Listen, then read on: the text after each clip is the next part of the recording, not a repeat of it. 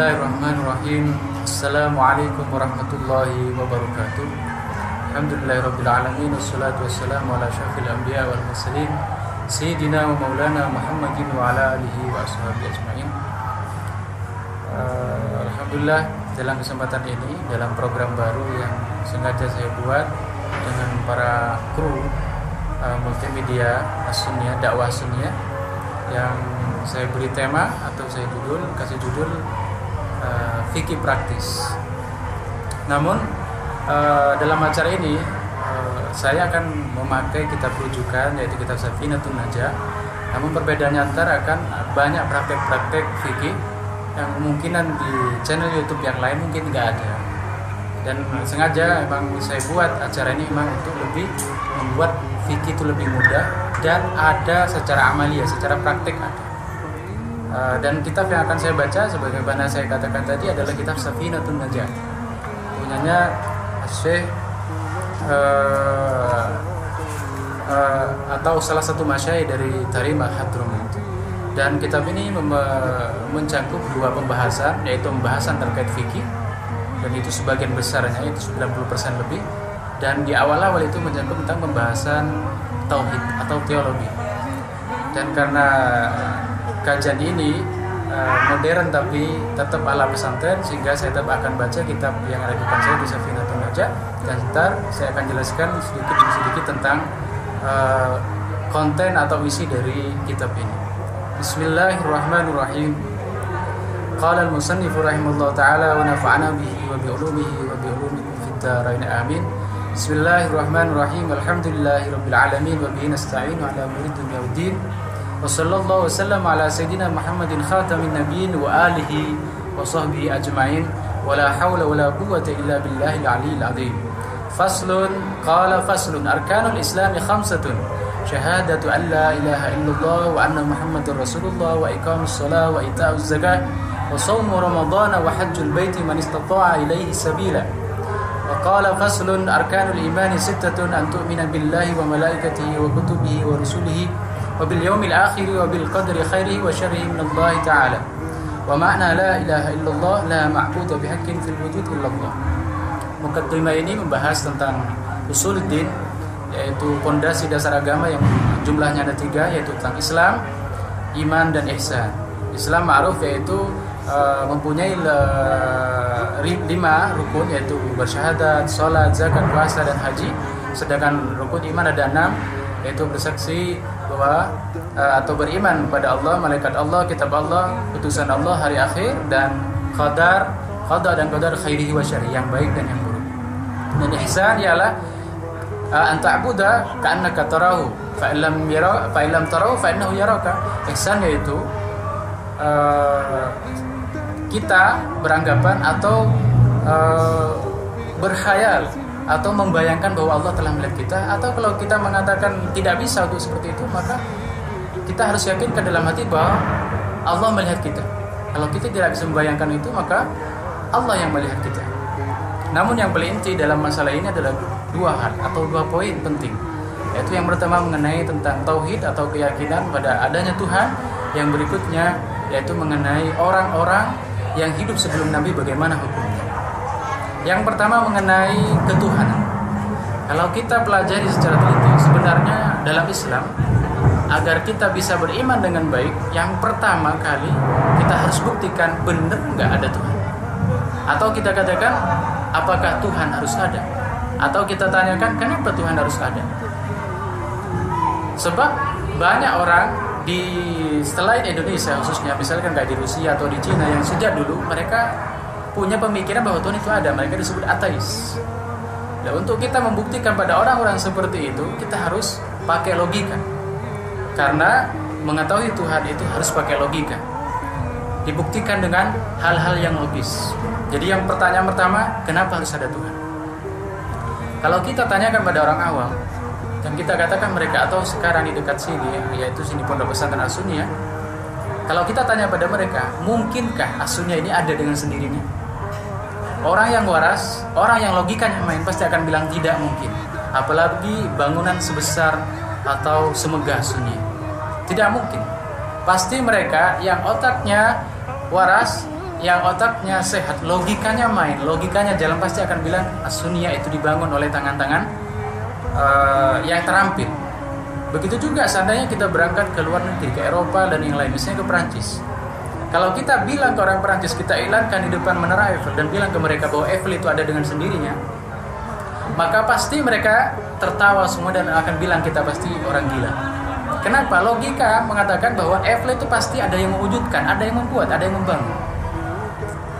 Kalau kita naik ke logika yang lebih dari itu, kalau menara Eiffel atau masjid atau pondok-pondok Indonesia kita katakan bahwa ada yang membuat dan ada tangan-tangan terampil di belakangnya, apalagi dunia yang lebih perfect dan lebih sempurna daripada itu. Artinya manusia akal sehatnya atau di bawah alam sadarnya secara fitrah akan mengatakan bahwa ada kekuatan super power, kekuatan super yang berada di atas mereka yang menciptakan dunia ini. Itulah yang akhirnya oleh ilmuwan disebut teori Big Bang, bahwa dunia ini berada diawali oleh ketiadaan. Setelah jutaan atau mungkin miliaran tahun, akhirnya terbentuklah dunia, benua dan seterusnya, dan akan menjadi sebuah negara terpisah lahir sampai menjadi pernegara, sampai menjadi perbenua dari ketiadaan tadi, yaitu yang diawali oleh teori Big Bang tadi, yaitu dentuman besar atau ledakan besar di mana dunia ini terbentuk, antariksa terbentuk. Itu secara fitrah pasti orang berkeyakinan bahwa apapun yang ada di dunia ini, bekas apapun atau bentuk apapun dunia ini, pasti ada tangan-tangan yang ada di baliknya. Jadi gak mungkin ada sesuatu tapi gak ada yang mewujudkan. Dari situ kita akan mengatakan bahwa Tuhan itu ada. Yang orang lain mengibaratkan yaitu super power, yaitu kekuatan yang berada di atas kita, kekuatan yang berada di kekuatan manusia. Yang kedua, kalau kita telah mengatakan bahwa Tuhan itu ada, maka berikutnya siapa Tuhan itu? Sepanjang sejarah keberadaan manusia, semua agama pengen membuktikan bahwa Tuhan mereka lah yang paling benar. Sehingga kalau di Indonesia yang diambil dari Islam, Kristen, baik Kristen yang Katolik atau yang Protestan, terus Buddha, Hindu, dan kalau nggak salah yang terakhir adalah Konghucu. Mereka sebenarnya yakin atau pengen membuktikan bahwa Tuhan mereka ada. Namun sepanjang sejarah, agama mana yang bisa membuktikan bahwa Tuhan itu benar-benar ada? Jelas, karena Tuhan itu beda dengan manusia. Karena kalau sama dengan manusia itu bukan Tuhan. Jelas kita cara membuktikannya pasti lewat logika. Bagaimana? Dalam Islam, dan sudah saya sering jelaskan pada anak-anak atau pemuda yang pernah saya ajak, saya katakan Islam itu, atau kalau kita debat dengan orang lain, kita tinggal menukil sebuah ayat dalam Al-Quran. Qala ta'ala, a'udzubillahi minasyaitonir rajim, wa in kuntum fi raibin mimma nazzalna 'ala 'abdina fa'tu bi suratin min mithlihi. Kalau ada siapapun yang mencoba merongrong akidah kita, mau mengatakan bahwa Islam itu tidak benar, Allah tidak minta tuntunan apa? Satu tuntutannya, fa'tu bi suratin min mithlihi. Datangkan satu surat yang seimbang dengan surat terpendek di Al-Quran, yaitu misalkan Al-Kautsar. Itu tantangan. Seandainya ada satu pun mulai sejak zaman Nabi atau sejak zaman Nabi Adam, ada yang membuktikan bahwa mereka bisa bikin satu surat yang seimbang dengan Al-Quran dari semua sisi, dari sastranya dan kandungan-kandungannya, maka Islam pasti gugur. Kenapa? Karena pedoman atau masadirut tasyri', sumber-sumber syariat Islam itu yang tertinggi adalah Al-Quran. Jadi kalau ada orang yang bisa menghancurkan kebenaran Al-Quran, maka hancurlah semua akidah-akidah Islam. Dan mulai Rasulullah diutus sampai detik ini, gak ada satupun manusia, jin atau siapapun yang berani membuktikan mereka bisa membuat satu surat terpendek yang seimbang dengan surat di Al-Quran. Dengan kata lain, kalau itu tidak terbukti, berarti Islam tidak bisa dicederai kebenarannya. Artinya setelah kita mengatakan bahwa ada Tuhan, maka berikutnya kita katakan Tuhan itu sama dengan Allah. Sehingga kita bentuk dalam sebuah kalimat, atau Rasulullah bentuk dalam sebuah kalimat, atau Allah wahyukan ke Rasulullah dalam sebuah kalimat, yaitu La ilaha illallah. Dan di situ ada dua bagian. Yang pertama La ilaha, yang berikutnya pembuktian bahwa Tuhan itu adalah Allah. Kata Syekh Ahmad Didat mengatakan, ketika orang udah bilang tiada Tuhan, dekati dia. Berarti dia telah memiliki separuh kalimat syahadat, karena dia telah menyatakan tiada Tuhan. Sebab orang yang menyatakan tiada Tuhan itu berarti otaknya mulai berpikir. Tinggal kewajiban kita, dai-dai Islam, untuk mengatakan kalimat berikutnya, yaitu illallah. Katakan kepada dia bahwa ilah, Tuhan itu sama dengan Allah. Artinya yang benar, yang bisa dibuktikan secara logika mulai sejak zaman dahulu dan hingga detik ini, itu hanyalah Islam. Dan saya bilang siapapun dari Islam bisa mengajak debat agama dari manapun dengan hanya ini, mengatakan kalau siapapun atau siapapun yang bisa membuktikan, bisa membuat surat terpendek yang sama dengan surat Al-Kautsar, berarti dia akan membuktikan bahwa Islam itu batil. Namun sampai detik ini, mulai zaman Rasulullah, orang-orang yang sastrawan nggak bisa membuktikan bahwa ada satupun orang yang bisa menandingi surat Al-Kautsar minimal, itu 3 ayat. Qala ta'ala wa lasyaitonodim inna a'tainakal kautsar fasalli li rabbika wanhar inna syani'aka huwal abtar. Jadi dalam season ini kita bisa mengambil pelajaran bahwa kalau kita mau mengimani Islam, tidak secara paksa, harus lewat logika. Mainkan logika, buktikan awalnya bahwa ada Tuhan. Berikutnya, cari bukti kenapa Tuhan itu harus Allah. Kenapa kita mengatakan bahwa Tuhan itu adalah Allah. Sekali lagi saya katakan bahwa Islam itu pasti sesuai dengan logika. Apapun yang tidak sesuai logika dalam Islam itu imma ditolak mentah-mentah atau diatur sedemikian mungkin agar tidak bertentangan dengan logika.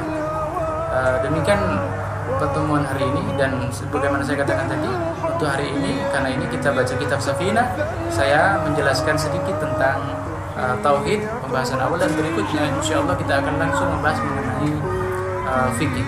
Dan kelebihan program ini insyaallah setiap penjelasan tentang fikih di sini akan disertai dengan praktik, baik direkam secara langsung lewat saya langsung atau direkam lewat rekaman yang insyaallah ada bentuk imma setelah saya atau sebelum saya. Mudah-mudahan program ini menjadi program yang baik dan bisa bermanfaat pada siapapun yang mendengarkan atau melihatnya. Allah ta'ala bisawab, subhanallah wa bihamdika, asyhadu an la ilaha illa anta, astaghfiruka wa atubu ilaik. Assalamualaikum warahmatullahi wabarakatuh.